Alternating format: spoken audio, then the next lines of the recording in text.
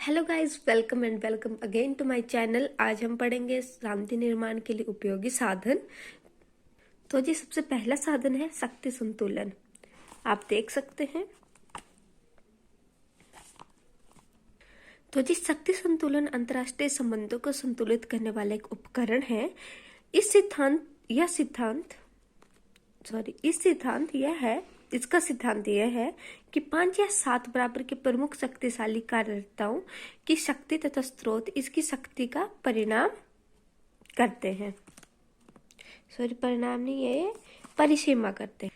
ये प्रमुख कर्ता अपनी शक्ति संबंधों के लिए विशेष संतुलन को बनाए रखते हैं। शक्ति संतुलन कोई व्यवस्था 19वीं सदी में प्रमुख यूरोपीय राज्यों द्वारा अपने संबंधों को बनाए रखने के लिए की गई थी। ठीक है, ऐसा लिखेंगे आप। नेक्स्ट है अंतर्राष्ट्रीय कानून।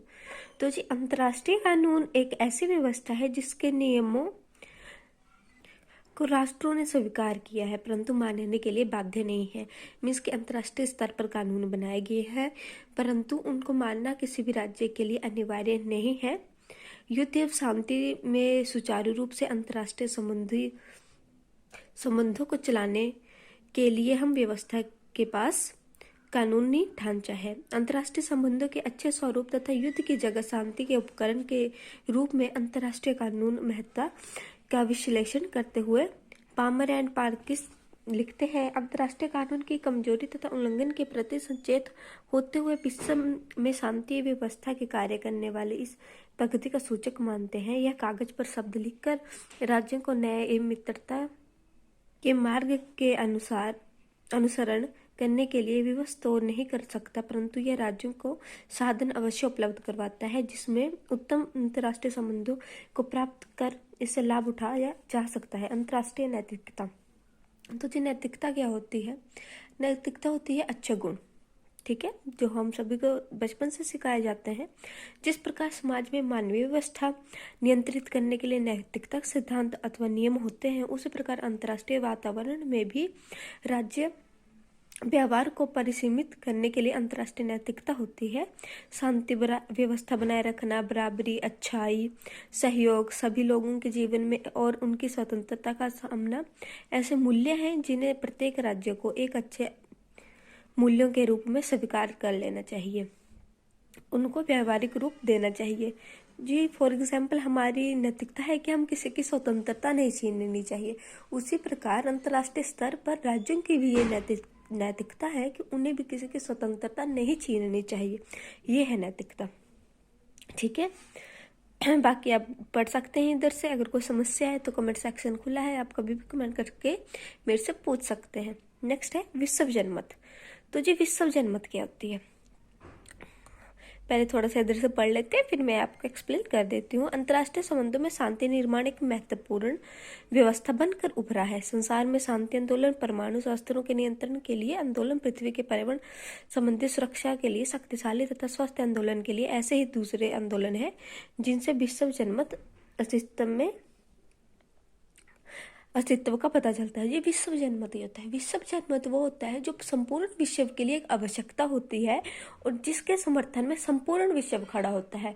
जैसे स्वास्थ्य, पर्यावरण की सुरक्षा के लिए, प्रत्येक राज्य की स्वतंत्रता के लिए, ठीक है, वो है विश्व जनमत जिसके समर्थन में संपूर्ण विश्व खड़ा होता है। जैसे रंगभेद नीति को समाप्त करने के लिए, ठीक है, उसी प्रकार जी थोड़ा सा इधर भी लिखा गया है विश्व जनमत के बारे में बुक में। नेक्स्ट है अंतर्राष्ट्रीय संगठन। तो जी अंतर्राष्ट्रीय संगठन क्या? तो ये काफी इंपॉर्टेंट क्वेश्चन है, इसलिए इस वीडियो में मैं सिर्फ इसी क्वेश्चन को कवर करूंगी। तो जी अंतर्राष्ट्रीय संगठन कहते हैं। राष्ट्र संघ एक अंतर्राष्ट्रीय संगठन है, WHO एक अंतर्राष्ट्रीय संगठन है। उस प्रकार के अंतर्राष्ट्रीय संगठनों का निर्माण किया जाता है, ठीक है, ताकि संपूर्ण विश्व उस संगठन के लिए कार्य करे, ठीक है। आप पढ़ सकते हैं बाकी इधर से। अगर आपको प्रॉब्लम आ रही है कोई तो भी मेरे को मैसेज करके बता दीजिएगा। नेक्स्ट है विश्व सरकार। विश्व सरकार पर तो हमने पूरा लेसन पढ़ा। शक्ति संतुलन का सिद्धांत काफी अप्रचलित हो गया है। सामूहिक सुरक्षा का सिद्धांत अंतर्राष्ट्रीय शांति तथा सुरक्षा को बनाए रखने तथा प्राप्त करने के साधन के रूप में प्रभावशाली ढंग से संचालित होने में सफल नहीं रहा है।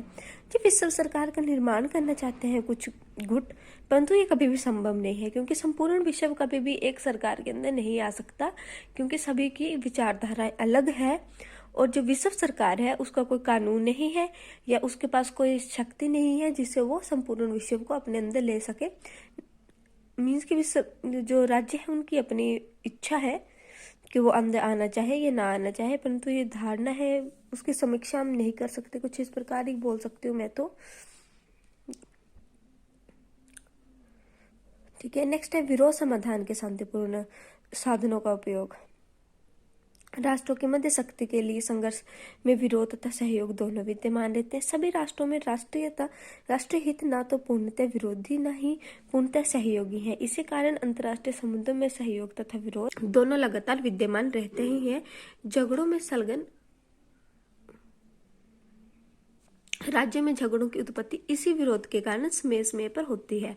बहुत बार जब इन झगड़ों का समाधान नहीं होता तो युद्ध की परिस्थिति तैयार हो जाती है, जिससे जो वातावरण है वो बिगड़ता ही जाता है। प्रत्येक जो राज्य है वो अपने मित्र राज्य की ओर हो जाता है। इस प्रकार दो तरह के राज्य बन जाते हैं, मित्र राज्य तथा विरोधी राज्य।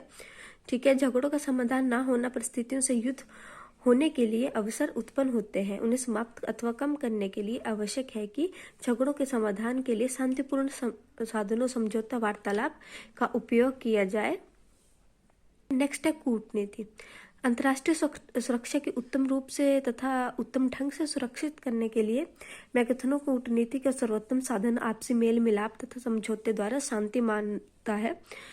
मनु ने अपनी महान कूटनीति मनुस्मृति में यह स्पष्ट घोषित किया है कि राज्यों के मध्य युद्ध तथा शांति कूटनीतिज्ञों की भूमिका पर निर्भर करता है। अंतर्राष्ट्रीय प्रक्रिया के उपकरण के रूप में कूटनीति को सार्वभौमिक स्वीकृति प्राप्त है तथा इस रूप में कूटनीति युद्ध को रोकने, युद्ध छिड़ जाए तो उसकी सीमित रखने, युद्ध को समाप्त करने, युद्ध के बाद समझौता करवाने को कूटनीति तथा वार्तालाप, झगड़ा निपटाने को ही कूटनीति कहा जाता है अंतर्राष्ट्रीय स्तर पर। जो नेक्स्ट क्वेश्चन है वो शांति के लिए एक हो जाओ का प्रस्ताव है। ज्यादा इंपॉर्टेंट क्वेश्चन नहीं है, परंतु नेक्स्ट वीडियो में हम इसको कवर करेंगे और इस क्वेश्चन के साथ आपका पूरा लेसन कंप्लीट हो जाएगा। अगर आपको ये वीडियो पसंद आई हो तो वीडियो को लाइक कीजिएगा, चैनल को सब्सक्राइब कीजिएगा। और जो डेमोक्रेसी एंड गवर्नेंस बुक है 302 जिसका कोड है, मेरे को किसी का कल कमेंट आया था कि उस बुक को भी कवर करो, तो जी पहले मैं इस बुक को कवर करना चाहूँगी, फिर हम उस बुक की तरफ चलेंगे। और उसका क्वेश्चन पेपर मैंने ऑलरेडी वीडियो बनाकर डाल दी है। अगर आप उसको देखना चाहते हैं तो प्लीज़ मेरे चैनल को खोलकर आप उस वीडियो को भी देख सकते हैं। Thank you and thank you for watching.